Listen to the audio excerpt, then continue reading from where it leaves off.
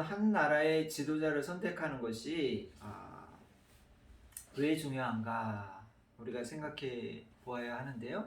왜냐하면 우리가 지난 시간에 이어서 이스라엘 백성들이 나라의 지도자인 왕을 이야기하고 있습니다. 여러분, 이 왕을 선택했다라는 것은 그것은 책임이 따르는 일이죠. 특별히 2차 세계대전을 일으켰던 히틀러를 독일 국민들은 좋아했습니다. 그 이유가 있습니다. 왜냐하면 1933년 2월 1일에 라디오 연설을 통해서 앞으로 4년 안에 실업자 문제를 해결하겠다, 그렇게 허풍처럼 공약을 했습니다.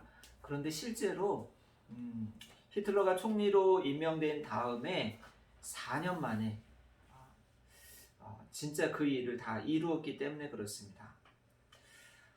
히틀러가 집권하자마자 기간 산업을 육성하고 사회 인프라를 구축했고 독일 전역에 아우토반 도로를 깔았습니다.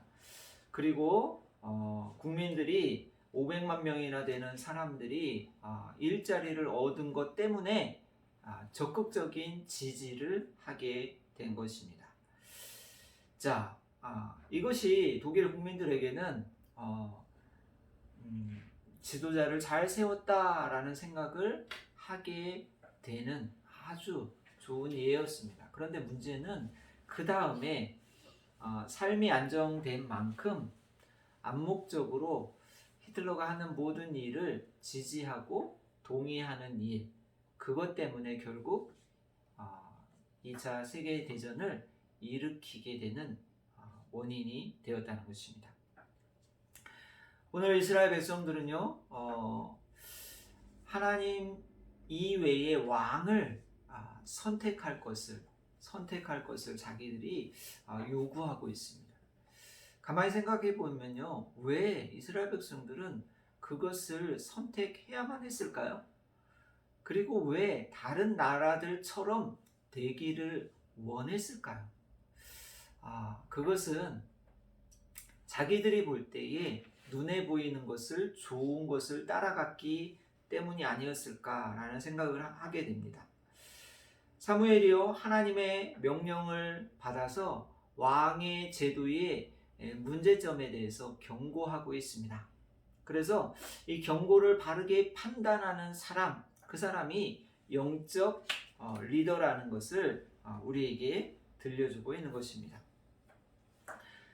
자, 11절부터 17절까지 계속되는 말씀은요, 왕을 세웠을 때에 이스라엘 사람들이 겪어야 하는 일에 대해서 언급을 하고 있습니다. 그 언급은 무엇이냐면, 첫 번째는요, 이런 것입니다. 너희의 아들들이 군대를 가게 될 것이다. 여러분, 이 군대, 우리나라 사람은요, 당연히 가는 것처럼 이렇게 생각하지만 외국 사람이 볼 때는 아주 이상한 나라입니다. 왜냐하면 드물기 때문에 그렇죠. 근데 왕을 세우게 되면 군대에 자기 자식들, 아들들이 특별히 군대에 모집하게 된다라고 언급하고 있습니다.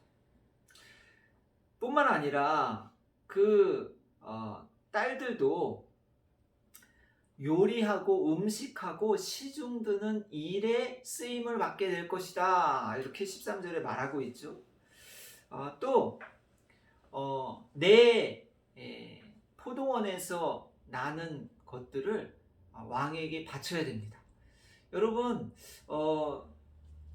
왕에게 좋은 특산물을 왕궁에 올려 보내야 되는 것입니다.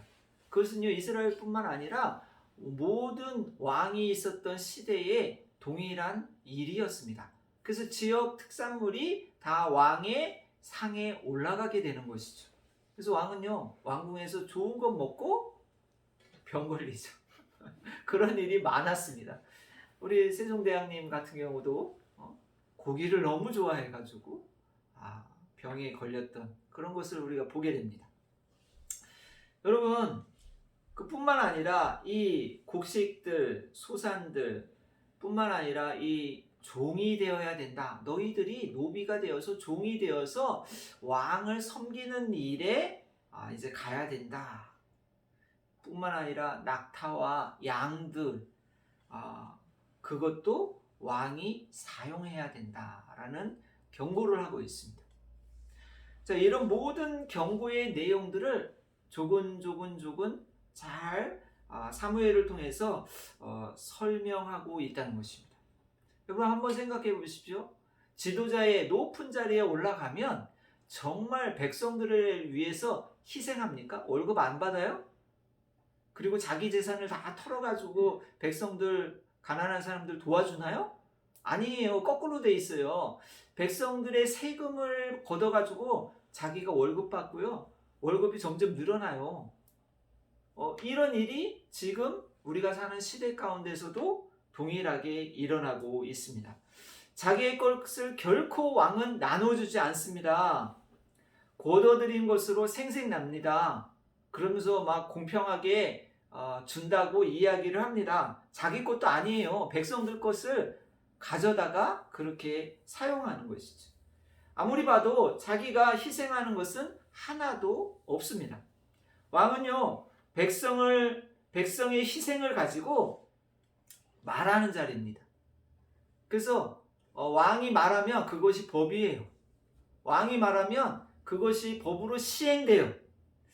왕의 이름으로 이야기하면 백성들이 그것을 지켜야 하는, 불편해도 그것을 지켜야 하는 이런 일을 하게 됩니다.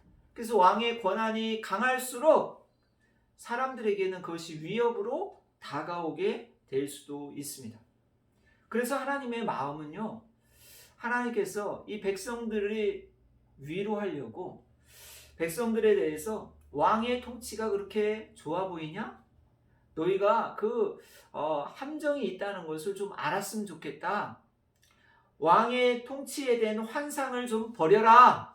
그렇게 경고하고 있는 것입니다. 왕이 정치를 하게 되면요, 백성들이 잘 살게 해줄 것이라는 그런 기대와 생각을 가지고 있습니다. 여러분, 지도자가 바뀝니다. 시간이 지나면 왕이 바뀌죠. 왕의 아들이 또 왕이 됩니다. 그러면 이번 왕은 더 잘할 것이다 라고 기대를 하고 있습니다. 그런 환상은 깨야 된다는 것입니다. 그런 환상은 버리는 것입니다. 왜냐하면 여러분, 역사를 보면요, 역사를 통해서 미련한 사람은 역사를 바르게 보지 못하고 잘못된 길을 따라가는 사람이 미련한 사람입니다. 그리고 그냥 현상 유지를 하는 사람은요, 역사를 보면서 나는 그러지 말아야지 라고 교훈을 받고 자기는 그 미련한 것을 따라가지 않는 사람이 현상 유지하는 사람입니다. 근데 정말 지혜로운 사람은요, 역사의 교훈을 통해서 잘못된 것과 잘한 것을 내 것으로 삼고 바른 기준으로 삼고 살아가는 것이 지혜로운 사람입니다. 여러분은 지혜로운 삶을 살아가기를 주의 이름으로 축복합니다. 아멘. 하나님께서 이렇게 경고하실 때는요, 그 이유가 있었어요. 왜냐하면 왕이 세워진 다음에 고통으로 부르짖게 될 것을 경고하고 있습니다. 오늘 읽어볼까요? 18절 말씀입니다. 읽어보겠습니다. 시작. 그날에 너희는 너희가 택한 왕으로 말미암아 부르짖되 그날에 여호와께서 너희에게 응답하지 아니하시리라 하니. 왕으로 세웠는데 왕에게 가서 하소연해도 백성들이 다 몰려가서 왕궁 앞에 몰려가서 이야기해도 왕이 듣지 않는 날이 돌아오게 된다라고 이야기하고 있습니다. 아무리 백성들이 요구를 해도 왕의 자리에서 왕권을 가지고 백성들의 요구를 묵살하면 그것은 이루어지지 않는 것이죠. 왕이 되기 전에는 이런 것을 하겠다고 공약을 했어도 한 번도 지키지 않으면 그것을 아무리 요구해도 듣지 않는 것이죠. 하나님은 아셨습니다. 백성들이 아우성치고 요구해도 왕이 듣지 않을 것을 아셨어요. 그래서 경고한 것입니다. 왕이 듣지 않고 백성을 개돼지 취급하면서 백성들의 소리를 들어주지 않는 것이죠. 그 역사적인 예가 이 이스라엘 백성들 가운데 네 번째 왕이 세워질 때 일어납니다. 여러분, 네 번째 왕이 누구냐 하면 솔로몬의 아들 누구였죠? 르호보암이었어요. 르호보암이 세워질 때에 백성들의 대표였던 장로들이 와가지고 르호보암에게 이야기합니다. 뭐라고 이야기하냐면 탄식하면서 이야기하죠. 그동안 우리가 너무 힘들었습니다. 네? 세금을 내느냐고 힘들었고 여러 가지 일들을 하느냐고 너무 힘들었습니다. 우리가 너무 힘드니까 이 무거운 짐을 좀 벗겨주십시오 라고 요구합니다. 그랬더니 이 르호보암이 어떻게 이야기하죠? 잠깐만 기다리라고. 그러고선 의논합니다. 누구에게 의논하죠? 하나님께 의논합니까? 하나님의 지혜를 구합니까? 아니에요. 지혜로웠던 경험이 많은 그런 나이 많은 지혜로운 사람들에게 먼저 의논합니다. 그래서 지혜로운 조언을 듣습니다. 백성들의 요구에 응답해서 세금을 좀 감면해 주십시오. 그 길을 가기를 원합니다. 라고 조언을 해줍니다. 그런데 또 다른 사람에게 갑니다. 누구에게 가죠? 젊은 세대, 신세대라고 하고 이제 유학도 갔다 오고 자기와 비슷하게 자랐던 지혜를 가졌다고 생각하는 사람들에게 갑니다. 그 사람들은 뭐라 그러죠? 더 무거운 일을 무거운 세금을 짊어지게 만들라. 왕의 권한을 더 세게 가져가야 한다라고 이야기합니다. 그때에 이 미련했던 왕 르호보암은 어떤 선택을 하게 되죠? 하나님에게 하나도 묻지 않았던 이 왕은 늙은 지혜로운 경험이 있었던 그런 사람들의 지혜도 무시합니다. 부모 세대의 그 지혜로운 말을 무시하고 자기 생각, 자기 틀에 빠져서 미련한 결정을 하게 됩니다. 그래서 그 결정 때문에 이제 남과 북이 갈라지게 되죠. 그래서 나라가 두 동강이 나게 되는 것입니다. 하나님은요, 이 일들을 다 아셨기 때문에 왕의 정치, 왕의 제도의 한계를 알고 계셨습니다. 그래서 하나님은 사람의 정치가 아니라 하나님이 기뻐하시는, 하나님이 다스리는 그런 통치를 받기를 원하셨습니다. 그래서 성경은요, 하나님께서 이스라엘 백성들을 통치하는 것을 이야기하고 있습니다. 처음 하나님께서 이스라엘 백성들을 이집트에서 건져내고 구원해 줄 때에 하나님의 백성, 나의 백성이다 라고 이야기합니다. 그러면서 성경의 곳곳에 하나님께서 왕으로 표시되고 불리고 있습니다. 시편에 보면 특별히 왕 대신 하나님을 찬양하고 노래하는 것들이 담겨져 있는 것이죠. 영광의 왕이 뉘시뇨, 강하고 능하신 여호와시요, 전쟁에 능하신 여호와시다 라고 이야기하고 있습니다. 이스라엘 백성들을 하나님께서는 자기 백성으로 삼고 하나님께서 이 백성들을 보살피고 보호하시고 돌보시고 특별히 전쟁 가운데 나가셔도 하나님께서 직접 계획하시고 준비하시고 전쟁에서 승리를 가져다 주게 됩니다. 여러분 잘 보십시오. 성경을 잘 보면 왕을 세운 다음에 하나님께서 전쟁에 어떻게 임하시는지, 왕을 세우기 이전에는 하나님께서 전쟁의 승리를 어떻게 갖다 주었는지를 우리가 잘 보셔야 됩니다. 그래서 하나님께서 이스라엘 백성들의 환상은 무엇이었냐 하면 이것입니다. 19절 읽어보겠습니다. 시작. 백성이 사무엘 말 듣기를 거절하여 이르되 아니로소이다. 우리도 우리 왕이 있어야 하리이다. 사무엘의 말, 권면, 하나님께서 경고하신 모든 내용을 다 듣고도 거절합니다. 하나님의 마음을 이해하지 못합니다. 하나님의 심정을 가지고 이야기해도 듣지 않았습니다. 왜요? 자기의 생각이 너무 강했기 때문이에요. 그 이유가 뒤에 나오고 있습니다. 20절입니다. 읽어보겠습니다. 시작. 우리도 다른 나라 같이 되어 우리의 왕이 우리를 다스리며 우리 앞을 나가서 우리의 싸움을 싸워야 할 것이니라 하는지라. 왕을 세우게 되면요, 우리 대신 왕이 나가서 싸움을 싸우게 될 것입니다 라고 이야기하고 있습니다. 왜요?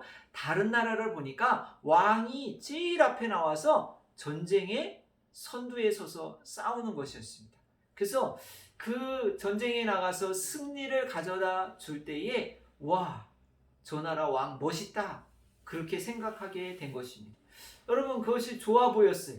다른 나라들이 통치하고 있는 모습이 너무 보기 좋았다는 것입니다. 그런데 여러분, 한번 생각해 보세요. 진짜 이스라엘의 첫 번째 왕이 세워졌습니다. 나중에. 그런 다음에 왕이 나가서 전쟁에 승리를 가져다 줍니다. 그런데 문제는 굉장한 큰 골리앗이 등장하는 그 전쟁에서는 왕이 안 싸웁니다. 덩치를 보고 죽을까봐 두려워서 떱니다. 그래서 어떻게 해요? 왕이 안 나가고 이스라엘 백성들은 왕이 당연히 나가서 죽기 살기로 싸울 줄 알았어요. 그리고 전쟁의 승리를 가져다 줄 줄 알았어요. 그런데 누가 나가요? 누가 대신 나갈 사람을 현상금을 걸어서 그래서 나가게 합니다. 그 포상금이죠, 포상금. 많은 혜택, 세금 감면 혜택과 자기의 딸을, 공주를 아내로 삼을 수 있는 그런 공약을 통해서 나갑니다. 누가 나가죠? 학생이었던, 젊은 청년이었던 다윗이 나가게 되는 것이죠. 여러분, 이런 모순들을 이스라엘 백성들은 알지 못했어요. 그러나 하나님은 알고 계셨어요. 그래서 하나님께서 염려하셨던 것이 그것이, 하나님의 통치를 받게 되면 그 전쟁에 하나님께서 직접 나가셔서 승리를 가져다 주는 것이, 그것은 세상 사람들의 방법이 아니라 칼이 많고 사람이 많고 연합군 속에서도 무기가 많을지라도 하나님은 초자연적인 방법으로 이스라엘을 지켜주시고 돌보시고 이끌어 주신 것이 하나님의 방법이셨어요. 그런데 이스라엘 백성들은요, 그것을 거부했어요. 하나님이 왕 되시고 하나님이 보호해 주시고 하나님이 전쟁에서 승리를 주셨던 모든 역사적인 기억들을, 교훈들을 잊어버리기 시작했습니다. 왜요? 현 세대를만 봤기 때문에 그래요. 과거의 역사를 통해서 미래를 보지 못했기 때문에 그래요. 현재 일어나는 일에 집중했기 때문에 그래요. 현재 유행하는 사상들과 생각들을 수용했기 때문에 문제가 일어난 것입니다. 하나님은요, 이스라엘 백성들을 보호하시기를 원하셨어요. 이스라엘 백성들이 하나님만 의지하고 하나님만이 진정한 왕이라는 것을 고백하기를 원하셨어요. 그런데 세상이 다스리는 왕의 정치와 하나님이 다스리는 그 왕의 정치가 다르다는 것을 몰랐던 것입니다. 여러분, 한번 보십시오. 하나님이 다스리는 백성들은요, 하나님께서 희생하셨습니다. 하나님께서 모든 것을 주셨습니다. 세상은요, 왕이 다 가져갑니다. 하나님은요, 하나님의 백성들이 잘 살 수 있도록 책임져 주셨어요. 그 대표적인 예가 뭐죠? 하나님께서는요, 하나밖에 없는 예수 그리스도를 이 땅에 보내주셨어요.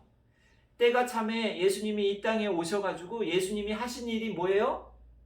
사람들을 찾아다니면서 병자들을 고치시고 마을마다 다니면서 하나님의 나라를 선포하시고 그리고 죽은 자까지 살려주시고 심지어 마지막에 자기의 몸을 십자가에 달려 피 한 방울까지 다 쏟으시면서 자기를 희생하셨어요. 아버지 되신 하나님께서 아들이 십자가에서 어찌하여 나를 버리시나이까 라고 외칠 때에도 사람들을 구원하기 위해서 사람들의 범죄를 용서하는 방법이 이 유일한 한 가지의 방법밖에 없었기 때문에 십자가의 희생을 통해서 하나님께서는 구원의 방법을 우리에게 허락하신 것이. 여러분, 하나님은요, 사람들을 구원하시고 사람들을 부르시고 이러는 일에 자기 아들을 십자가에서 희생하셨어요. 이보다 더 큰 희생이 없어요. 예수님께서 이 땅에 오셔가지고 사람들에게 이야기합니다. 수고하고 무거운 짐진 자들아, 다 내게로 오라. 예수님은요, 힘든 사람들을 만나시고 어려운 사람들을 만나시고 그들의 모든 짐을 해결해 주시는 분이셨어요. 그래서 우리의 인생길에 찾아오셔서 우리의 문제들을 해결해 주시고 희생하신 분은 예수님이시고 하나님이세요. 여러분, 그 하나님을 우리가 믿는 믿음의 사람들입니다. 이스라엘 백성들은요, 자기 자신들이 요구한 그 응답이 그것이 자기들을 살릴 것이라고 생각했어요. 그런데 세상의 왕은 자기들을 다스리고 자기들을 힘들게 만든다는 것을 알지 못했다는 것입니다. 여러분, 우리가 만약 세상에서 하나님을 왕으로 섬기지 않는다면 세상을 왕으로 섬기게 됩니다. 우리가 하나님의 말씀을 인정하지 않고 하나님의 말씀을 거절하고 하나님의 마음을 거부하면 우리는 세상을 왕으로 섬기는 세상의 종로로 타는 사람으로 살게 될 것입니다. 여러분은 세상을 왕으로 섬기는 사람으로 살겠습니까? 아니면 하나님만을 왕으로 섬기는 그런 백성으로 살아가겠습니까? 어떤 왕의 통치를 받으며 살기를 원하십니까? 하나님은 우리의 왕이십니다. 예수님은 우리의 왕으로 이 땅에 오셨습니다. 그분은 전쟁의 왕이 아니시고 이 땅에 평화를 주시러 오신 예수 그리스도는 왕이십니다. 예수님은 백성들을 위해서 희생하러 오신 희생의 왕이십니다. 예수님은 이 땅에 오셔서 사람들을 치료하러 오신 왕이십니다. 그분을 우리의 마음속에 모시고 우리의 영에 모시고 사는 기쁨을 누리는 삶을 살아가시기를 주의 이름으로 축복합니다. 예수님이 왕이 되시면 예수님께서 우리가 요구하는 것보다 더 풍성하게 주시는 분이신 것을 말씀하고 있습니다. 우리 인생길에 공급하시는 그 예수님을 우리가 만나고 우리가 경험하게 될 것입니다. 그래서 예수님은요, 주의 이름으로 구할 때에 응답해 주시겠다, 공급해 주시겠다, 도와주시겠다라고 약속하셨습니다. 그럼에도 불구하고 이스라엘 백성들은 사람의 왕을 만족하지 못하게 되죠. 나중에 왕들이 바뀔 때마다 이스라엘 백성들은 요구가 더 많아졌던 것을 보게 됩니다. 사람의 왕은요, 사람들의 모든 것을 만족하게 만들 수가 없어요. 그것을 다 이끌어갈 수 없기 때문에 하나님이 왕 되시고 하나님이 통치자 되시는 것을 우리가 바르게 믿고 살아야 되는 것입니다. 왕이 결정된 중요한 나라는요, 우리의 마음에서부터 시작됩니다. 하나님을 왕으로 모신 사람들의 마지막 그 하나님의 나라가, 하나님의 통치가 세워지는 것이 바로 요한계시록에 등장하고 있습니다. 요한계시록에 보면 천국의 모습을 이야기하고 있죠. 누가 내 인생의 왕이냐에 따라서 하나님의 나라 천국을 모시고 사느냐, 아니면 그 천국을 거부하고 사느냐라는 것을 말하고 있는 것입니다. 여러분, 하나님을 거부한 인생은요, 죽으면 끝이라고 생각합니다. 그리고 죽은 다음에 모든 세계가 없어질 것이라고 그렇게 여기고 살아갑니다. 그런데 하나님의 말씀은 살아서 움직이게 되죠. 하나님의 나라, 요한계시록 21장 3절에 보면 하나님이 저희와 함께 거하시리니 저희는 하나님의 백성이 되고 하나님은 친히 저희와 함께 계신다라고 말씀하고 있습니다. 하나님의 백성을, 하나님의 통치를 받아들인 사람, 하나님의 백성들의 마음속에 하나님과 같이 살아가는 것입니다. 그래서 천국에서는요, 하나님의 통치가 완벽하게 이루어지는 나라입니다. 여러분, 이 땅에서 많은 사람들이 자기의 마음속에 자기를 다스리는 왕을 세워놓고 삽니다. 어떤 사람은요, 돈이 통치하는 왕이 되기도 합니다.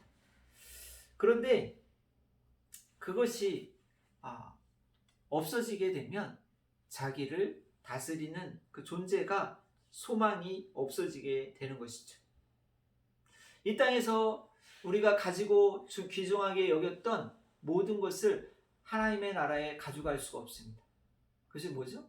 내 사업장, 내가 소유했던 모든 것들, 그것을 아무것도 가져갈 수가 없게 되는 것입니다.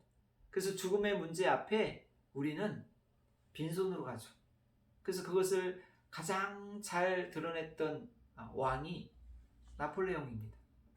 관 밖에 자기의 손을 이렇게 보여주라. 모든 백성에게 자기 관이 움직일 때에 빈손을 보여줘라. 인생의 진정한 승리는 예수 그리스도였다라는 것을 고백합니다. 왜요? 자기가 죽기 전에 그렇게 유언합니다. 예수님은 많은 지역을 정복하지는 않았지만 사람들을 천국으로 이끌었기 때문에 그렇습니다. 여러분, 예수님을 왕으로, 우리의 통치자로 삼으면서 우리가 우리에게 통치자로 들어오지 못하게 하는 그런 경고의 말씀이 있습니다. 그것이 무엇이냐면 로마서 6장 보면 그러므로 죄로 너희를 죽을 몸에 왕노릇하지 못하게 하라, 이렇게 되어 있습니다. 우리의 몸에 죄가 왕노릇하지 못하도록, 죄가 죄인지를 모르고 살아가는 그 사람들에게 경고하고 있는 것입니다. 죄가 나를 지배하지 못하도록, 중독이 나를 지배하지 못하도록 하라는 것입니다. 왜냐하면 그것이 나를 지배하게 되면 내 마음속에 천국이 소멸되기 때문에 그렇습니다. 주님이 나의 왕이 되실 때에, 주님이 나의 마음을 다스릴 때에, 나의 인생을 통치하실 때에 진정한 천국이 이루어지기 때문에 그렇습니다. 사무엘은요, 끝까지 경고합니다. 그럼에도 불구하고 백성들은 사무엘의 말에, 생각에, 하나님의 마음에 동의하지 않습니다. 하나님의 경고를 받아들이지 않습니다. 그래서 거절하게 되죠. 우리에게 왕을 주십시오. 왕을 주십시오. 다른 나라들처럼 왕을 갖고 싶습니다. 라고 이야기합니다. 여러분, 이 땅을 살아갈 때에 우리도 하나님의 말씀의 경고의 말씀을 듣지 않고 자기의 고집을 꺾지 않으면 그것의 대가를 치르게 됩니다. 여러분, 내가 고집하는 그 고집이 죄라는 사실을 알아야 됩니다. 여전히 자기의 생각대로 고집을 피우는 것이 내 마음을 시원케 하는 일이라고 생각한다면 그것은 착각입니다. 세상에 좋아하는 왕이 아니라, 세상이 보기 좋은 통치자, 리더가 아니라 하나님께서 우리의 인생에 다스려 주기를 기대하는 나의 인생의 진정한 왕이 하나님이시라는 것을 고백하는 그런 길을 여러분이 달려가시고 살아가시기를 주의 이름으로 축복합니다. 아멘. 기도하겠습니다.